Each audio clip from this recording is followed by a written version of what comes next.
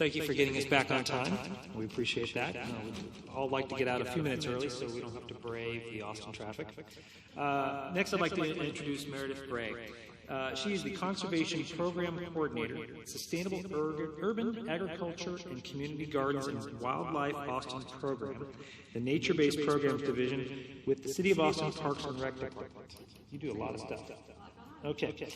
She works for the City of Austin Parks and Rec as the coordinator of the Sustainable Urban Agriculture and Community Gardens Program and Wildlife Austin Program. She serves as the Habitat Steward host for the Fall National Wildlife Federation Habitat Stewards class. She holds a bachelor's degree in biology and English from Rice University and a master's degree in public policy and urban planning from the University of Texas. She is certified as a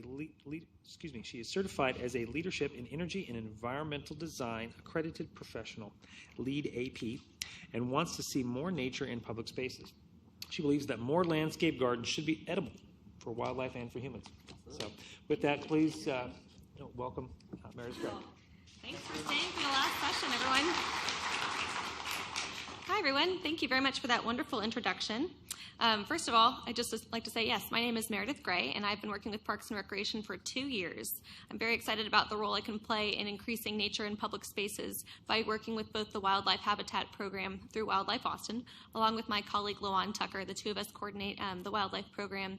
We lead a Habitat Stewards training every fall. We work to maintain our city's certification as a community wildlife habitat, and we also promote individual backyard habitat certification with the help of National Wildlife Federation, which is the nonprofit sponsor that we work with. I also see a natural symbiotic relationship because I try to incorporate wildlife habitat as well into community gardens. So you're wondering, what are we doing here talking about wildlife habitat at a Firewise landscaping training? So before we've heard discussion that there might be competing principles at play when we talk about wildlife habitat and wildfire discussion. So I'm here today to tell you guys about how you can incorporate both of those goals into your client's landscaping around the Central Texas area.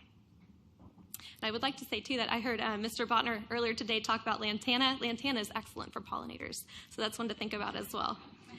So I'd like to start off with some good news.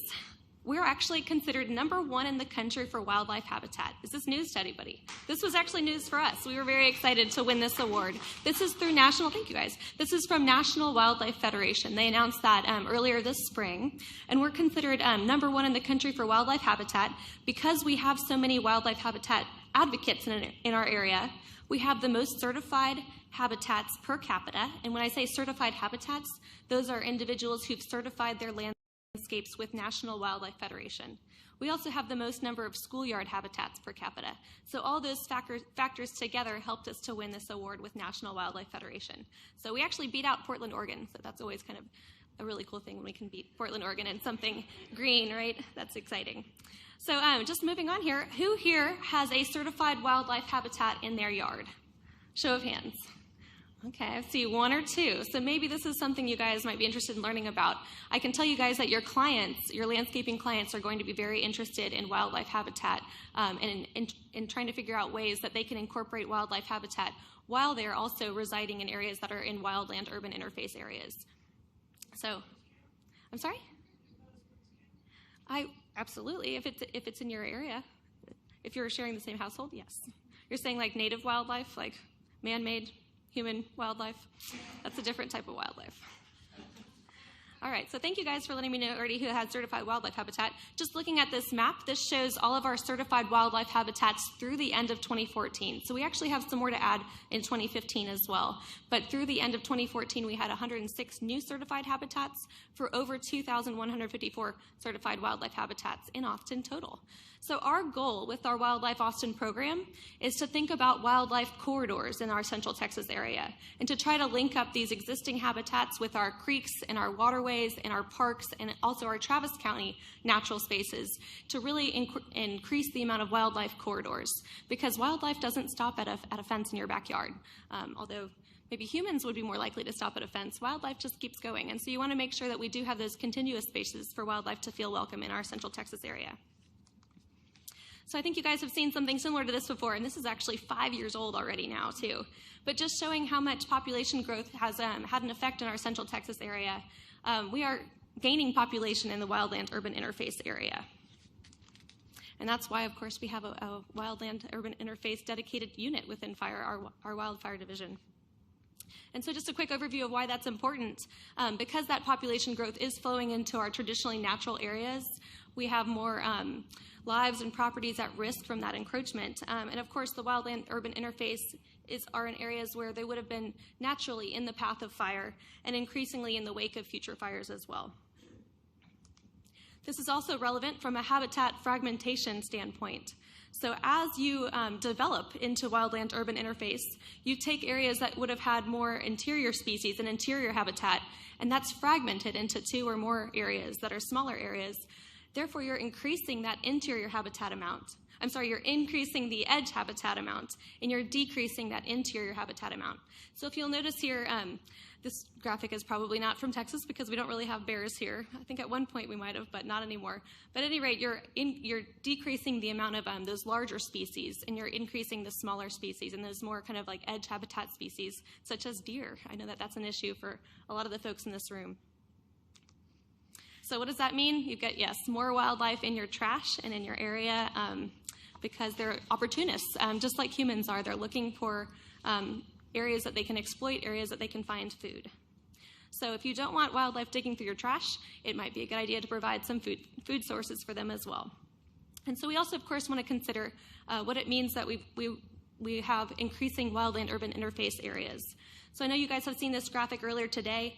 Just to reiterate, this does having wildland urban interface space and also having wildlife habitat can be compatible together, as long as it's well maintained. That's the key.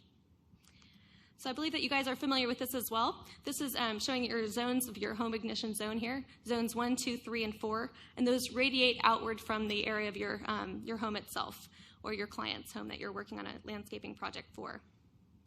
And I'd like to just reiterate that this is all available on our fire website as well within Austin, Texas Fire. So within 30 feet from the home, you really want to think about well pruning that area, well irrigating that area, making sure it's fertilized.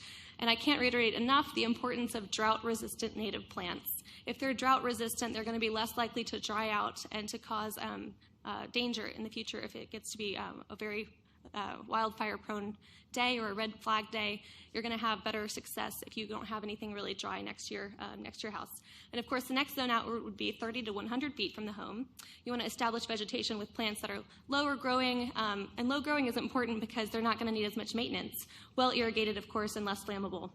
And I do want to say that you can have trees in this area that is closer to your home. You just really want to make sure that you're considering them almost as part of your home. So when you're defending the trees in that area, consider them in the same way that you would defend your home itself. So keep ladder fuels away from that area.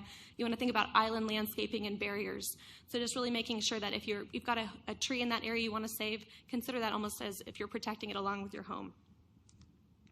And then moving out beyond 100 feet from your home, you can thin out that vegetation and really make sure that you're reducing heavy accumulation of debris. This is an issue for landscapers. I think that Ryan talked about this earlier, that you don't want to just pile up that debris, that mulch, anything else, dead wood or branches, even though sometimes in wildlife habitat we do talk about dead wood being an excellent source of wildlife habitat, but you really want to make sure that you're avoiding that accumulation from a wildfire standpoint.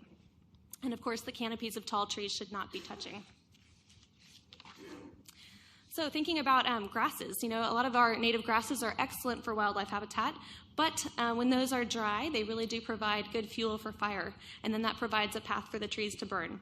So thinking very closely about the slope and considerations for the site selection as well. We do talk a lot about the right plant in the right place for your area. That's very, very much important.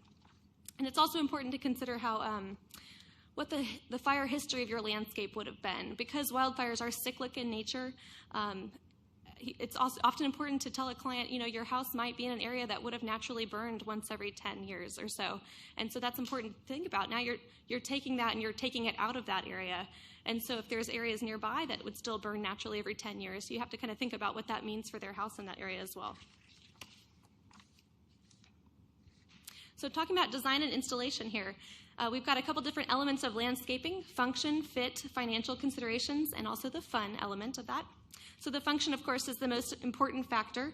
You want to think about how that's going to serve the individual client, and you want to think about proper maintenance as well. The fit, it needs to fit in with the landscape itself, the nature and the locale. You don't want to have East Coast plants or West Coast plants in Texas, so that again refers back to the importance of using native plants, native landscaping, and if you have more suitable plants for our area, those are going to be more drought resistant and therefore more fire resistant as well. Financial considerations, also that goes back to the maintenance as well. If the landscaping isn't affordable for the homeowner, it can be something that's beautiful when you put it in, but if you go back a year later, it's going to all look really overgrown and not be as affordable for them to maintain anymore, and that would be a shame. So you want to think about the slow-growing plants as well for this. And then, of course, being appealing for what their usage is. I think that a lot of landscapers aren't necessarily as excited about large swaths of green grass, but that is something that sometimes homeowners do want. And so if you can just steer them towards the more sustainable types of grass, that's going to be really useful. If you can steer them away from Bermuda and away from some of the non-native types of grass, that's going to be helpful as well. And so talking again about landscape design for home survival, we talked about doing the home ignition zone site analysis as well, and kind of the location of the home on the lot as well.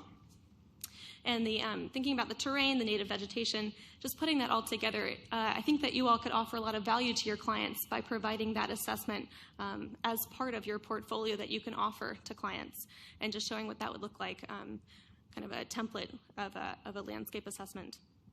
Another idea with Firewise landscapes would be to use metal fencing materials to reduce flammability. There's a whole idea about having a green fence in between properties. So if you, instead of having a fire-prone wooden fence, you can think about a metal fence and then having vines or other growing things that ideally would not dry out, that could provide more of a barrier for wildfire. All right, so moving into plant selection. I know Ryan earlier said that we wouldn't talk as much about plant selection, so I do have a couple just generic things to talk about regarding plant selection. I know you guys don't refer too specifically to what actual plants, because technically any plant could burn if it gets hot enough. But we do want to reiterate that there are some characteristics of fire-resistant plants. Those characteristics are a low amount of duff, duff being leaf litter or other things that the plant, other material that the plant would be dropping, high water retention and moisture content, high salt retention. Salt does slow down the process of fire. Large leaves as well, lack of aromatic oils, and I'll go into that a bit more later, low fuel volume, and then height and spread that fits well in that area. All that is important. We've got a brief list here that actually comes from an Idaho Firewise landscaping guide, and that's from the Bureau of Land Management. They've got a list of fire-resistant ground covers. So if you want to think about alternatives to grass, this might be worth checking out. As we mentioned before, all plants are flammable, but some are actually more fire-resistant than others. We mentioned before avoiding those plants that have volatile oils or resins that would be more flammable. And when you think about the drought tolerance, again, thinking of native plants that would have deeper roots is really important. And this is, of course, too long of a list to read right now, but all these plant ground covers are available on the slides. Those will be available after our presentations on our website. Going into placement and grouping. Plants should be widely spaced in the zone 50 to 200 feet from the house. So again, thinking about just making sure that there's not a continuous path for the fire. You want to make sure you've got those protective islands. Vegetation within 30 feet of the house. If it's not the trees that you're protecting as you kind of consider the house itself and the trees as part of that area you're protecting within that 30 feet, any other vegetation should be less than 18 inches high ideally, and watered regularly. And again, using barriers like driveways, walkways, masonry walls to retard the fires. Thinking about stone fire breaks, and I think somebody mentioned it earlier, but no continuous wooden fence. So you want to make sure to use masonry or other breaks within a wooden fence so that you're cutting the wick for the fire. More placement and grouping here. Native flowers and shrubs can be placed in the zone 30 feet from the house. They should just be well spaced and maintained. Thinking about feeders for squirrels, hummingbirds, and butterflies, that's a good substitute if you can't provide a food source within those 30 feet from the house. Also thinking about larger native trees that could be placed outside the 30-foot zone. Those should be trimmed regularly so that canopies don't touch. And of course, going back to landscaping, good best management practices, you do want to dispose of any dead trees or down limbs not on that property. Get them off the property. That's important. Okay, so going back to pruning as well, making sure you've got brush and cuttings disposed of, pruning, watering, plant health. Something that's green is not going to burn as easily. So you do want to make sure that you've got proper maintenance and proper irrigation. And then placing shrubs to break up the fire ladder and removing and mowing dry grass and weeds. So before fire season, here's a couple best management practices. Removing pine needles and other leaves. We don't really have pine needles here as much, but mostly just other leaves. The pruning trees 6 to 10 feet from the ground, removing dead wood. I'd also say it's important to not get rid of more than 1/3 of live foliage at a time to avoid stress on the tree. And then disposing of yard clippings and debris. During fire season, you want to mow regularly, dispose of clippings, store and use flammable liquids properly, and use fertilizers properly. So moving into the wildlife-friendly habitat part of this and figuring out how this jives together with our wildfire mitigation practices. So wildlife-friendly habitat elements include food, water, shelter, and a place to raise young, as well as sustainable gardening practices. And so again, these are things that we do encourage with the partnership we have with National Wildlife Federation. And they're the entity that we do get certified with as a community wildlife habitat. So what does incorporating native food sources look like for you all? So these are all pictures showing what food potentially could look like for a client's yard. You want to especially think about encouraging things that have tubular red flowers or something ideal for hummingbirds, and also thinking about just a variety of food sources. So not just having, a monoculture, 2 to 3 different types. You want to really encourage as many different types of pollinators and other backyard birds as possible. Incorporating water sources. Water is a fire break. It doesn't have to be a full pond in your client's yard. You could think about butterfly puddling stations. You could think about troughs or lower cost measures as well. You don't have to do a large-scale water installation. Even a saucer, a dish full of water, can be a water source for native wildlife habitat here in Austin. So I would just say also that it's important to make sure that if you have something on the ground, providing a way for whatever wildlife hops in or gets in there to also get out of there. So that's why there's a rock in the middle of the one in the upper right, is so if something hops in, it can also hop out. What does incorporating cover look like, and why is cover important? Cover is important because just like we don't like to be outside baking in the sun, a lot of wildlife does not either. So it's important to think about shade sources and just good ideal places for things to just overnight and to feel like they're not at the risk of predators. These are all different types of what cover could look like in an environment like that. I want to go back and just say, too, that it's important for your shelter or cover element that you don't have brush piles, because that is something that could be more prone to wildfire issues. And then, of course, places to raise young.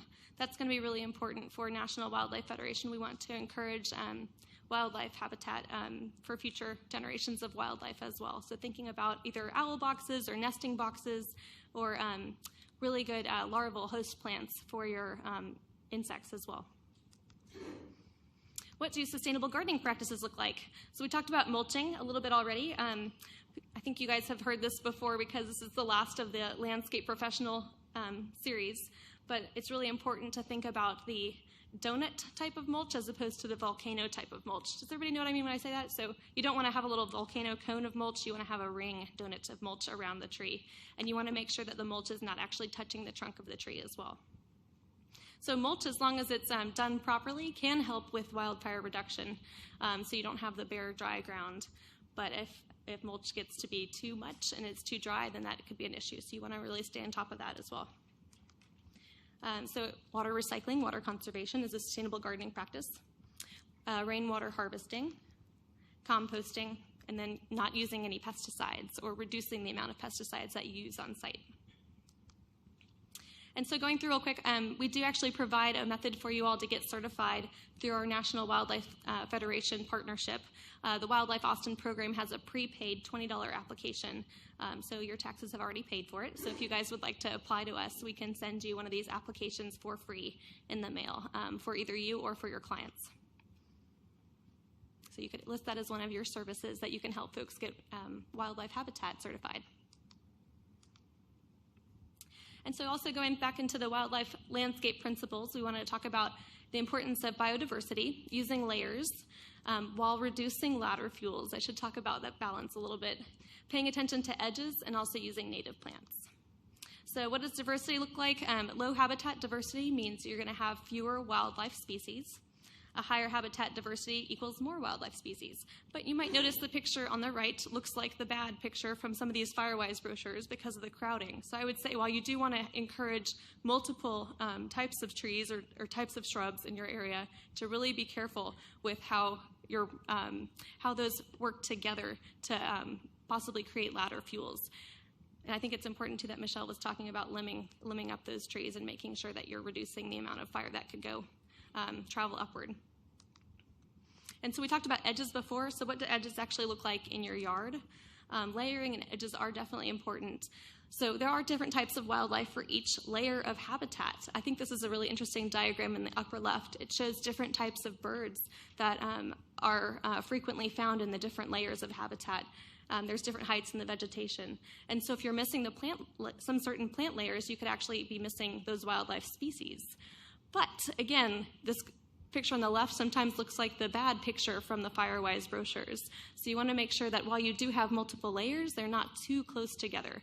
I think that that's kind of a delicate balance, and that is something that you would have to use your discretion on. But I do think it's important to both have layers, but to also make sure that you've got those spaced in a defensible space manner.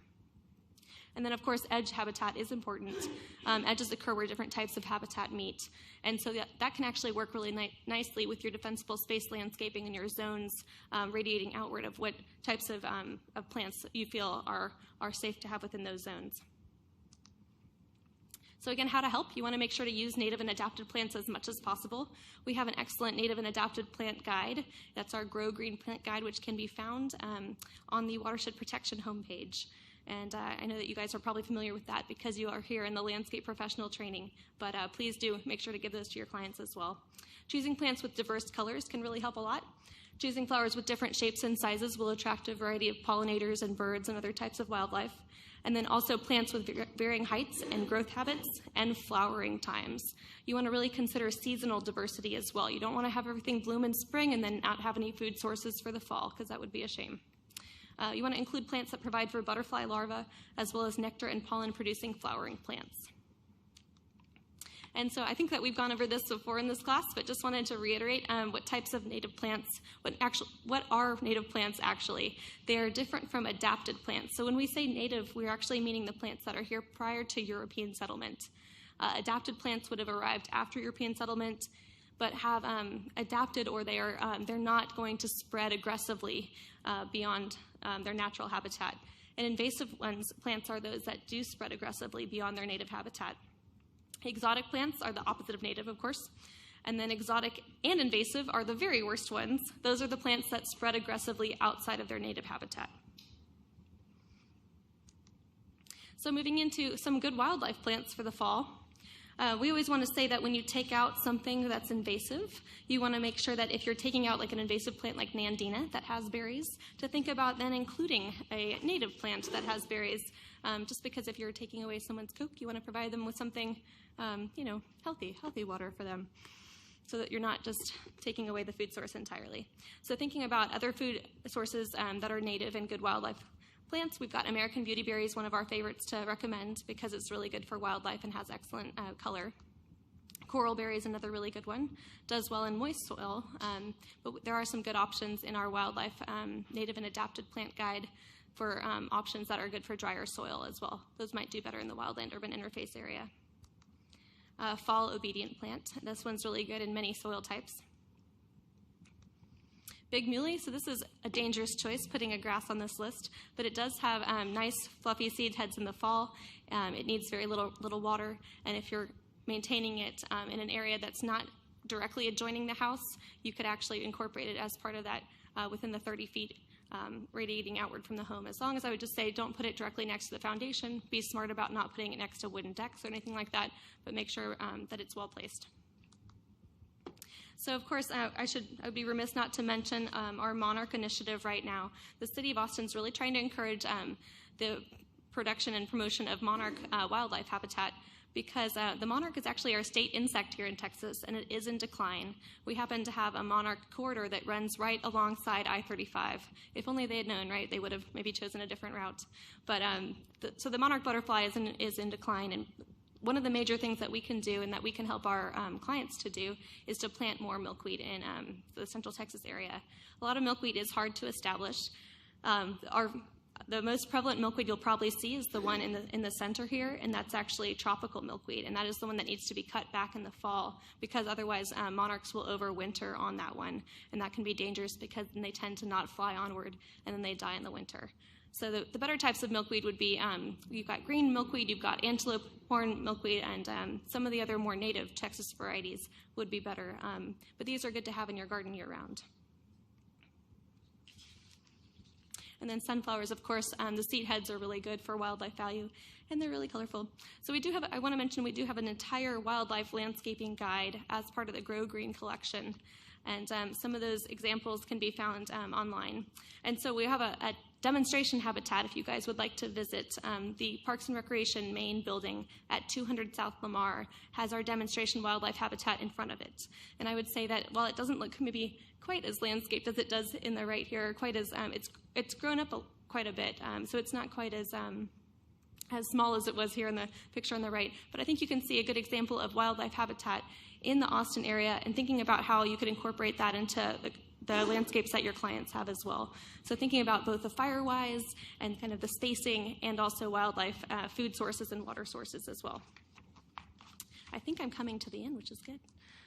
We've got one more slide showing we do have a fall habitat steward training and urban forest steward training this fall. The first class is September 12th, and the first class is free. And if you guys would like to become super experts at habitat and be able to tell clients about the principles of habitat management and habitat landscaping, please do join us this fall. We'd love to tell you guys more about habitat. Does anybody have any questions about wildfire and wildlife? Mm-hmm.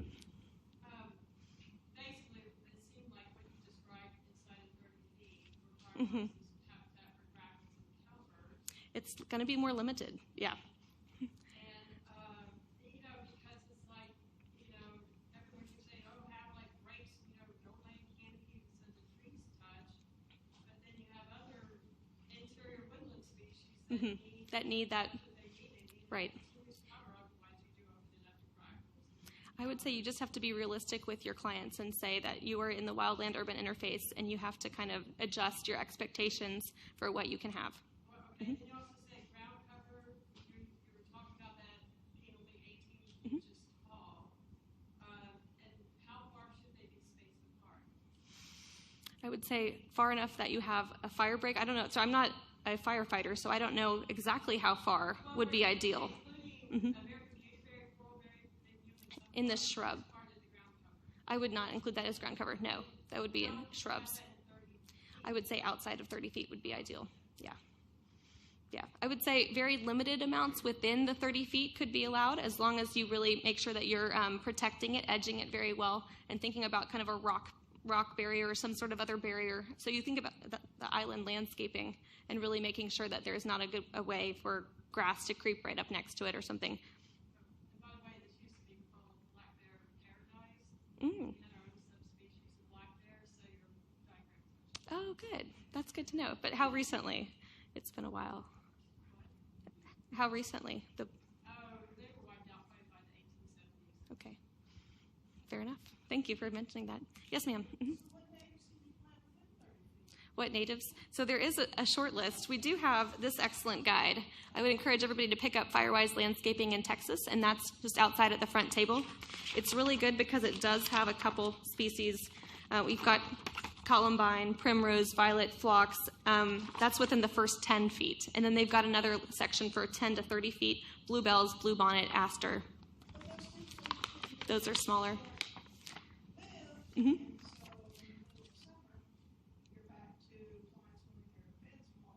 Mm-hmm.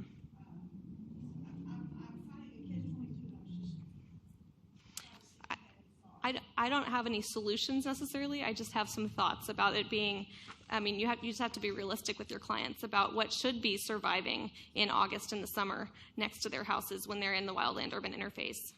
It's going to be tricky. Does anybody else have any thoughts about that? Any other landscapers? No, actually, you mentioned milkweeds. Mm-hmm. I just found out, this is funny, is that Dan Hosage of the Drug Nursery in San Marcos is now growing Texas milkweed. Oh, that's great to know. Mm-hmm. Asclepias texana. Yeah, I appreciate that. Does anybody have any more thoughts about the difficulty of working with clients who expect more plants within that 30-foot zone? Has anybody had any solutions for dealing with clients who have more demands? I would rather put more like hardscape breaks. Get rid of the fencing, the fencing, or do that kind of, harden of the house, as people would say. I mean, you can always do, yes, succulents and lots of things that look like. Foundation plantings, I was talking to you before about that, and said we should tell people not to do foundation plantings, but have like a vertical walkway in the first 10 feet, all the way around the house, so at least that could be more there, and then move outward from there. So I'd say, yeah, really right next to the house is the danger zone. You have to be very careful for what's right next to the house. So think about that from your client's perspective, and you want to really consider that. 35 years of trying to push people away from, say,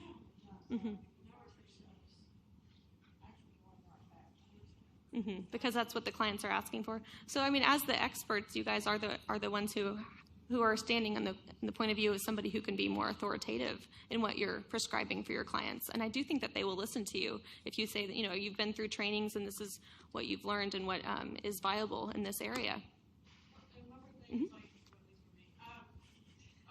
is that you can't keep saying irrigate it, Yeah. get through. You need, I was talking to Josh about it. Really, we need to turn the conversation to improving the soil, really use the right plants, because we are going to eventually reach Right. And that is going to be related to the sustainable gardening practices and that mulching and composting and really making sure that your soil is healthy soil. I think it's not a bad idea to do a baseline soil analysis before you get started on a client's property, just to see what's actually workable. Yeah, basically, crispy, they're not that, but we do have to shut off the outside water. And I think we had another comment behind you as well. I was going to say, I think the discussion is excellent because it is no absolution, right? Like, you're going to have trade-offs either way. And I think that the most important thing that I've been studying is that maintenance is going to be the key, right? Keeping it well watered with soil fitness. It's not going to keep the cost of burning, but maybe it'll help you defend your space. Right. So it's a trade-off. Right, and this goes back to Justice's favorite expression about flower beds make great fire breaks, and because it's just something green, you're putting something green in the path of the fire, and so thinking about that, that's a little pat phrase, but you can tell your clients that. Does anybody have any more thoughts or comments? I think everyone's ready to get out of here a little bit early. All right, thank you very much. Thank you. Thank you very much, Meredith. Thank you. I just want to spend a minute or two wrapping up what we've learned today. Just briefly, a lot of stuff we've talked about has kind of progressed from what we can do as individuals, what we can do for our clients, what's happening within the city, what our role is within the realm of Firewise, and how that all ties back together. So I do appreciate everyone kind of sticking through all of it and having some flexibility in being able to put all the different pieces together.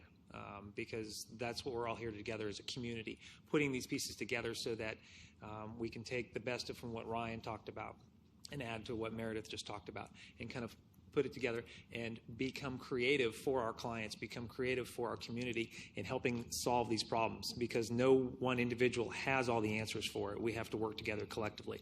So I appreciate everyone listening through all of that. A couple of things I want to just add. We talked earlier about the Community Wildfire Protection Plan. I know Justice spoke about that briefly this morning. Also wanted to let everyone know that it is web enabled and that there is a viewer where you can actually look at risk data. And so I want to give that website right now. So if anybody wants to look at that information, you can see specific streets and specific addresses or regions where wildfire area is prone or is high. And so that as you're working in these areas, you can kind of tailor your landscaping to those. And the website is www.austintexas.gov/wildfire protection plan, all spelled out, all run together. And that will get you to the site where that viewer is, so if you wanted to have the opportunity. Also, for those of you who work with many varied clients and want them to maybe have this similar experience where they can look at their own landscape individually and then come back to you with recommendations and suggestions, October 3rd, the Wildfire Division will be hosting a wildland hazard assessment training. And it's going to be over in the northeastern part of the Austin area. We believe it's going to be in the Robertson Center, and we will be able to send out more information once we firm up the location, but it's going to be on October 3rd. And that also, just to remind everyone that this session has been videotaped and is available for review. If you want to go back to that through ATXN, you can go back and look at any of the sessions and see if there's any points that you missed or anything that you want to review. And with that, I would like to bring Denise Delaney back up to kind of close us all out and thank her for putting together the entire series. So with that, Denise, please come on back up. So anyway. Thank you very much, Denise. And with that, we'll conclude the Firewise landscaping portion and hand it back over to the entire Grow Green program coordinator. Thank you. Okay. Well, thank you for sticking it out. We just have a few more minutes. I do want to encourage you to fill out your evaluations, and I did put some kind of open-ended questions, but I'd love to know if you have suggestions for speakers. Did you like the way we split it up over these different months? Would you rather have it all together? Anything that you can give us to help make the program better next time, because that's always our goal. We do have all the presentations on the website, and so here's the Grow Green homepage, and Matt, you're happy to see the Monarch Appreciation Day up there already. If you go to the Grow Green homepage and then click on the Landscape Professional Training link, and then scroll down to where it says click here for frequently asked questions. And that's where all the presentations are. We have the PDFs up there. We'll have the PDFs from today up in the next couple days. The videos that have been taped for all of these presentations, you can go online and watch if you missed some sessions or if you wanted to refresh your knowledge about that. For those of you that qualified to be listed on the Grow Green website as a landscape professional, I'll be sending out your certificates in the next week or two. If you have a question about whether you're posted or not, you needed to come to all 5 of the trainings. If you had to miss something, talk to me, and I may be able to help you make up that time. But after that, we're going to have to go back to you have to come to 5 days to be listed, because we need to do that. When you want to stay listed, you just have to come back one day each year. The other thing is, if you need any Grow Green materials, if you want a box of plant guides or any of the handouts that you have, just let me know. You can come to our office and pick them up. And the final thing is, thank you all for coming. I really appreciate it. I think it was a really great series, and I hope that you all took away something helpful. So, class excused. On time.